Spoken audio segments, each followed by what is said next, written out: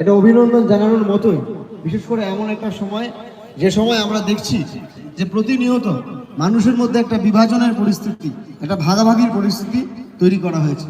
এখন ঠিকই লোকে বলতে পারে রবিবারের সকালবেলা, এখন সকাল থেকে দুপুর হয়েছে, এই দুপুরবেলা ভাত ঘুম দিয়ে মাংস টাংস খেয়ে ঘুমানো যেত, কিন্তু সেই ঘুমানো ছেড়ে দিয়ে এখানকার যুবরা ভাবলো যে না, সামাজিক উদ্যোগ নেওয়া প্রয়োজনীয়তা রয়েছে।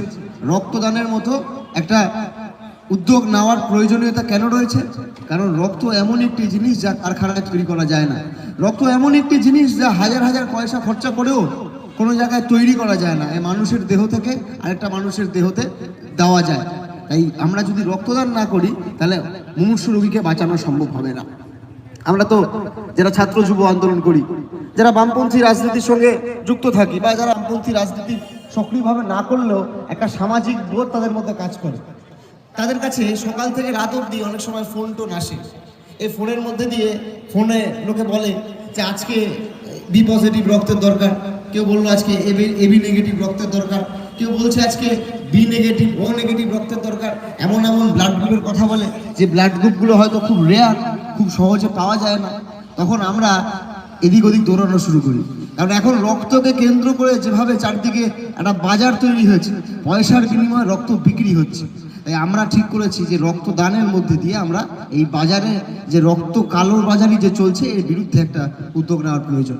এখন আমরা যদি রক্তদান করি, রক্তদান করলে তাহলে আমরা কার্ড পাবো, এবং সেই কার্ডটা দিয়ে সরকারি হাসপাতালে গেলে আমরা রক্ত পেতে পারি। এর পাশাপাশি কি হবে, আমাদের কার কি রক্তর যে গ্রুপ, সেই গ্রুপগুলো আমরা জানতে পারবো। এখন কারণ রক্তর প্রয়োজন রয়েছে, সে রক্তর প্রয়োজন দরকার, আমরা গ্রুপ জানি না, আমরা জোগাড় করবো কোথা থেকে। তাই আমরা এই উদ্যোগ নিচ্ছি এই রক্তদানের মধ্যে দিয়ে মানুষকে এক জায়গায় এক করা। না কেন এক করার কথা বলছি? ঠিকই রক্তদান কর্মসূচি, এখানে রাজনৈতিক কথা কেন বলবো? নিশ্চিতভাবে রাজনীতির কথা কেন বলতে হবে, তার কারণ আমরা একটা রাজনৈতিক সংগঠন, আমাদের সামাজিক দায়বদ্ধতা ঠিকই আছে, সামাজিক বোধ আছে, কিন্তু আমরা তো রাজনীতিবিহীন সংগঠন নই। আজকে পশ্চিমবঙ্গের মাটিতে কি হচ্ছে, আমাদের পার্শ্ববর্তী দেশ বাংলাদেশে কি হচ্ছে, এবং সেটাকে কেন্দ্র করে মানুষে মানুষে কি বিভাজনের একটা পরিবেশ, একটা বিষ ছড়ানোর কাজ চলছে, এ আমরা বলবো না? আমরা দেখিনি বাংলাদেশের মাটিতে দীপু দাসকে খুন করার ঘটনা, আমরা পশ্চিমবঙ্গের জুয়েল রানার ঘটনা জানি না, যে উড়িষ্যায় গেছে জুয়েল রানা, বাংলাদেশি সন্দেহে তাকে খুন করে পিটিয়ে মারা হয়েছে। আমাদের ভারতবর্ষে যে যারা সরকার চালাচ্ছে তারা মুখে বলে তারা নাকি কেবল হিন্দুদের জন্য অনেক কিছু করে। কোথায় হিন্দুদের জন্য করছে? হিন্দু মানুষকে বাংলাদেশি সন্দেহে পশ্চিমবঙ্গের বাইরে ভিন রাজ্যে কাজ করতে গেছে, তাদেরকে পিটিয়ে খুন করা হয়নি? কেরালাতে আমরা দেখিনি হিন্দুত্ববাদী শক্তির হাতে খুন হয়নি বাঙালি মানুষ? আমরা দেখিনি এ পরিস্থিতি যে কিভাবে বাংলাদেশি বলে বাংলায় কথা বলার জন্য দাগিয়ে দেওয়া হচ্ছে ভিন রাজ্যের মাটিতে।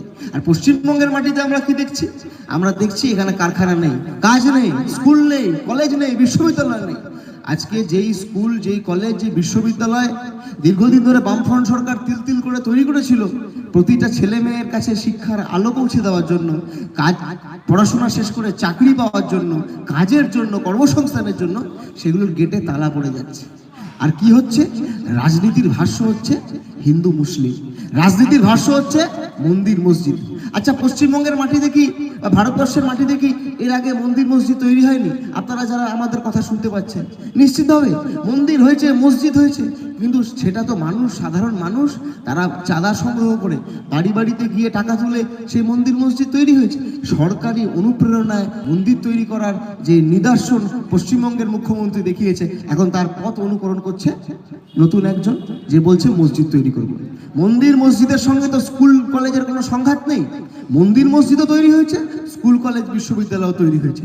স্কুল কলেজ বিশ্ববিদ্যালয় যদি তৈরি না হয়, তাহলে আমাদের ঘরের ছেলে মেয়েগুলো তারা লেখাপড়া কোথা থেকে করবে? তারা পড়াশোনা কোথা থেকে করবে? নতুনকে জানবে কি করে? এই দুনিয়াকে চিনবে কি করে? তাহলে আসলে দুনিয়াকে চেনা জানা এগুলোতে যাতে বন্ধ করে দেওয়া যায়, আর হোয়াটসঅ্যাপের মধ্যে দিয়ে বিষের কথা, একে অপরের বিরুদ্ধে একটা ভয়ানক বিদ্বেষের কথা ছড়িয়ে দেওয়ার জন্য স্কুল কলেজ বিশ্ববিদ্যালয় বন্ধ করে দাও, হাতে একটা করে ফোন দিয়ে দাও, ফোনের মধ্যে হিন্দু লোকেদেরকে বলা হবে হিন্দু ছাড়া বাকিরা সবাই খারাপ, আর মুসলিমদেরকে গিয়ে বলা হবে মুসলিম ছাড়া বাকিরা সবাই খারাপ।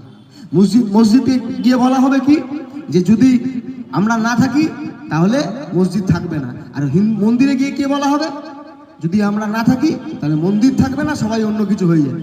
আসলে এটা পুরো একটা পরিকল্পনা, একটা ভাগের অঙ্ক। আর যখন এই ভাগের অঙ্ক কষা হচ্ছে, আমরা তখন এসএফআই ডিওএফআই এই অঞ্চলের যুবরা তারা উদ্যোগ নিয়েছে এই ভাগের অঙ্কের বিরুদ্ধে। যেমন সমুদ্রের ঢেউয়ের বিরুদ্ধে হাঁটতে তাগিদ লাগে, সাহস লাগে, জেদ লাগে, সেই জেদ নিয়ে সমুদ্রের বিরুদ্ধে যে ঢেউ, সেই ঢেউয়ের দিকে হাঁটার চেষ্টা এই পরিকল্পনার মধ্যে দিয়ে এই রক্তদানের কর্মসূচি। আর এই রক্তদান মানে আসলে বিভিন্ন মানুষকে এক জায়গায় আনা।